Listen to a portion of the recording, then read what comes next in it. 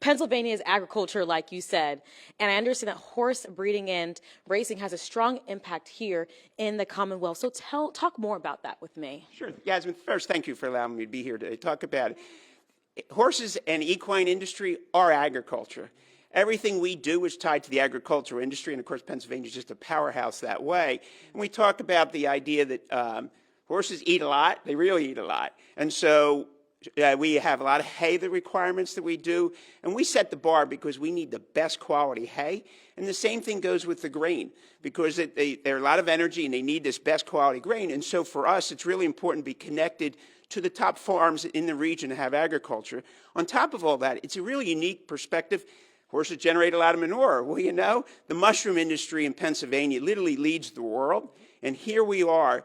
Our manure is then processed with the mushroom industry, and they use that as the seedbed. So here we're the best recycling industry at the same time, but it's a huge, huge part of the agricultural community. Yes, and your impact goes a long way. I mean, the economic impact is just so significant. $1.3 billion. That's a lot of money. You know, it's easy to get lost in the story behind horse racing, but yes, it is 1.3 with a B. That's Not an M. That B. And on top of that, we preserve another 1.3 million with an M open space acres. So environmentally, we have this huge impact, while at the same time economically. And that's kind of unique for many industries who don't have both coming along the way. And you're also creating a lot of jobs as well, 23,000. I mean, the numbers here are just soaring. You know, it's, again, every day. The one thing about farming, and in particular livestock, and in this case horses, it's 24/7, 365, so every day. And so that's why there's such a need for all these jobs, and over again. And they're all in the immediate area, so there's not only on the farms and at the racetracks, but also the different vendors that come along, everyone from the construction that builds the barns and the fences, to the hauling, to the importance of within our veterinary community. One of the great things about Pennsylvania, it has a phenomenal veterinary program. And I'll give you one example of the economic impact is New Bolton Center down there in Chester County is literally internationally known for its large animal vet and programs and huge research center. Well, I have to guess that 50% maybe of all their client base is the equine industry. And that sets the table not only for the careers at the racetrack, but for many people who have horses later on, who use them as a second or third career. And at the same time, that funding allows them to do research in other areas that are really, really important to the agricultural community. So I love that there's not only an economic impact, but there's an educational impact as well. You can learn a lot about this. So that's part of what we're trying to get out, that message, and people don't quite understand it. But, you know, we laugh about it, is if you go look at the state flag, there are two horses on the state flag. So that tells you how important it's been for centuries, literally the importance of the equine industry and the horse racing and breeding industry to the community to support now and then in the future. Yeah, and what are some challenges that you guys face that we may not even realize? So back in 2004, Act 71 was passed, and there was a recognition that they wanted to bring casinos, the brick and mortar casinos, into there. And the state legislator really did a great job, and the governor, Rendell, of matching up the needs within the gambling and community, so forth, with the horse industry, because they didn't want one to come in and hurt the other. And so they had this program where revenue from the slots machines, which is not tax dollars and has never been tax dollars, comes into and supports the equine industry, and that's worked really well. Well, the challenge is over time, there's been a lot of other forms of gaming. There's online gaming. There's games of skill. Many people will tell you now they go into their local convenience store, and suddenly over there's a mini casino. Convenient. Right. So exactly right. And so those revenues weren't part of the story. And so at this point, we're trying to figure out a way to protect what worked great. The creations of tens of thousands of jobs we talk about, the $1 billion in economic impact, the millions of acres that are preserved. How do we do that while the gaming industry face changes? And so that's what we're trying to accommodate. Yes, and you know, this impact economically just does so much. So could this hurt people as far as not having them, they can't get jobs if this doesn't work out? So clearly there's a challenge on where this revenue's come because such a shift, especially to the online gaming. And so how do we preserve those jobs? One of the things that's really unique about the horse racing industry and the breeding is that it is truly across the state. Where are the brick and mortar casinos? Erie, Philadelphia, Erie. So they're in urban areas. Those are true urban areas. At the same time, many of the horse farms are located on the perimeter in the buffer to development in the suburban areas. And where do we get our feed? It's in the rural areas. So we're literally across the state, this industry impacts our well-being. People love to see horses. People love green space. And at the same time, we're giving real jobs that are really important to the community. And so we're trying to make a way to sustain that and enhance that along the way.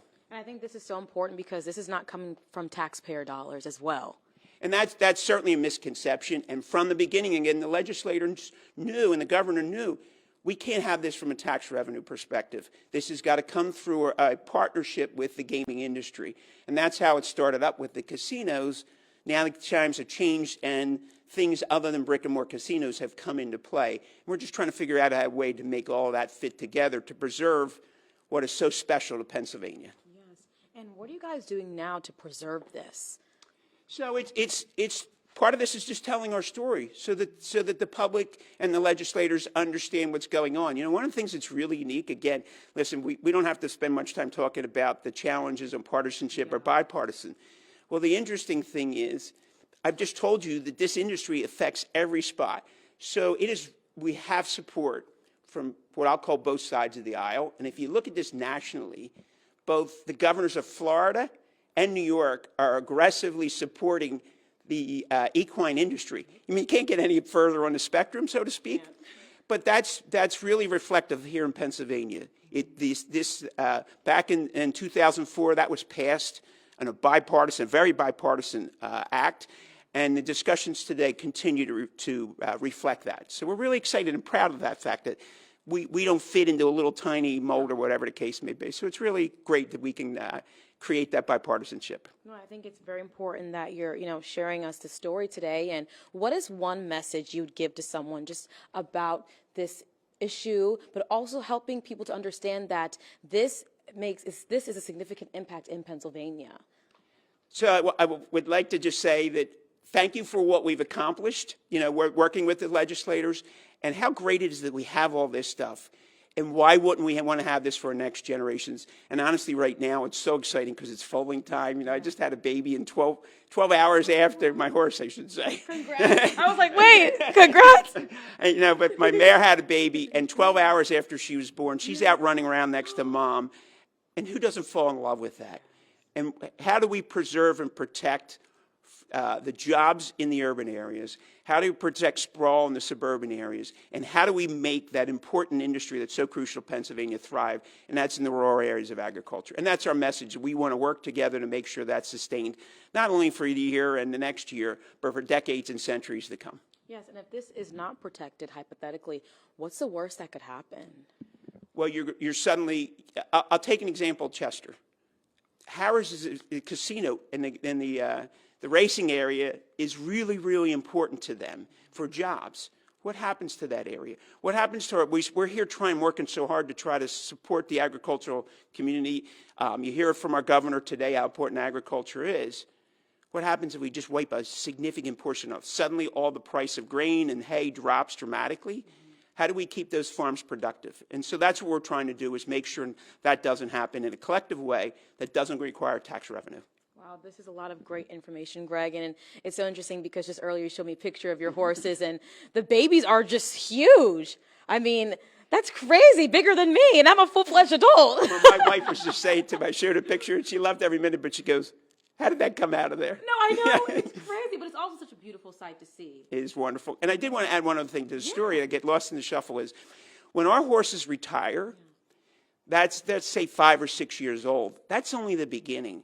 I have 3 horses now that I ride or somebody else rides for me. They're 15 and 16 years old. So for another 15 to 20 years, Our breeding program supports that.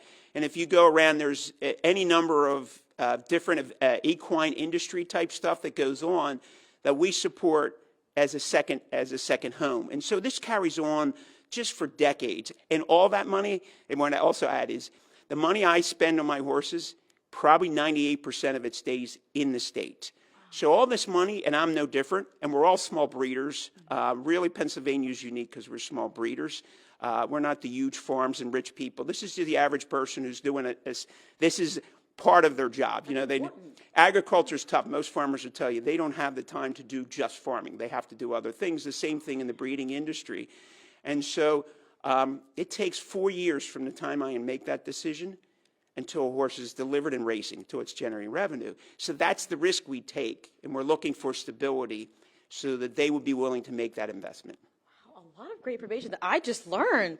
This is crazy, but also this needs to be heard. And that's part of our message is we're just trying to get that out. So how does it end up that when I'm driving by and I see those open farm fields and I see the horse farms and stuff like that, how does that happen? Our job is to get that message out and share that story. You're definitely doing that, and I really thank you so much, Greg. This is important. I'm happy that you shared this with us today because everyone needs to hear this. Thank you, Yasmin. I really appreciate it. It's fun. I enjoy talking horses. You can probably tell. I get really excited. I love it. It's just so much in my blood. I can't wait. And just driving up there the other day and seeing my little baby running around next to Mama was really cool. Yeah, and you can feel that passion. Maybe next time you can bring a horse on by the studio. We'll see what we can do. I'd love to do that. Thank you so much, Greg. I'm Yasmin Cowan for CBS 21 News. Thank you so much for tuning in.